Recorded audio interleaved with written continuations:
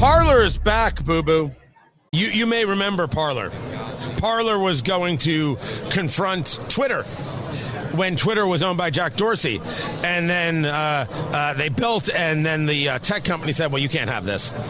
And it went away, and now it's back. Tony Katz today. Good to be with you. John Willis joins us right now of Parlor and PlayTV. You were discussing during the break to our live streaming audience that you're going to be a little bit of the everything, right? You're going to be playing in the blockchain.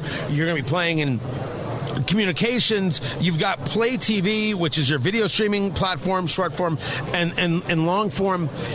Is this about how the new world creates a network? Yeah, I mean, I think what's happened over the last 4 years, really over the last 8 years, we've seen the general public just not only get sick of legacy media, but really get sick of what big tech has become. And I think it's very ironic when you see the heads of all the major big tech firms at President Trump's inauguration. I think what they were doing is they realized, hey, fun's over. We can't get away with half the stuff that we've been getting away with for over the last decade by mining your data, selling your data, spying, censoring. Those days are over, at least for the next 4 years. And so now they're saying, hey, we better play nice. And so with Parlor, we were the original free speech platform. When Parlor got shut down, my partners and I, when we had another company at the time, we took personal offense to what we witnessed happen not only to Parlor, but to President Trump. And not because we're conservative, but because we're Americans. And what happened there was not American. That is stuff that you would see happen in 1930s Germany or, in communist Russia or whatever. That's not stuff that's supposed to happen in the United States, where 20 million people are silenced like that just because they have a different opinion. So we took personal offense to that. And so what we did is we decided to build an entire ecosystem, not just an alternative platform, but an ecosystem to say, you know what, Silicon Valley, we don't need you anymore. So we built our own cloud. We just acquired a major content delivery network that was originally started by Yahoo, and they sold it to Verizon for $300 million. We just bought it, and now we control that. We launched our own wallet to compete with Venmo, and we integrated into the blockchain to create a truly decentralized ecosystem. Because in our world, and what we believe, is that our users are not the product.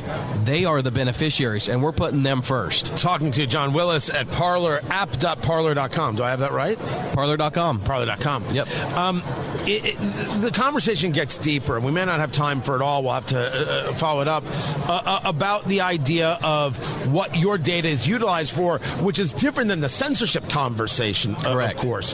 But while I still have about a minute with you, how do you deal with going now up against these tech companies that so desperately want to align themselves with President Trump? How do you create a differentiator to bring enough audience to create value to the content creator? There's 5.3 billion people on this earth that are on social media.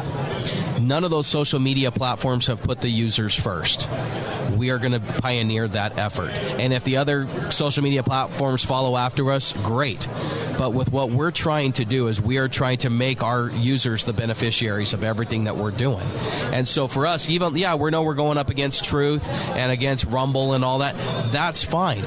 But at the end of the day, they're publicly traded companies that have to answer to the boards and the SEC and the investors. We're private. We're decentralized. We don't have to do any of that stuff. And so for us, we control our own destiny, not the stock price. John Willis is his name. Parlor.com. They're back, baby. I've got the whole thing right here.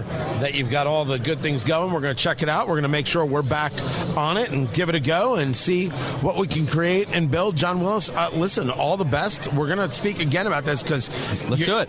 Talking about people's data is a very interesting approach. Instead of the censorship conversation, it's the insidious stuff that even Facebook and the others are still doing to people. But another conversation for another day. John Willis, Tony Katz, thank you. Parlor.com. Appreciate it. Absolutely, man. Thanks for taking the time.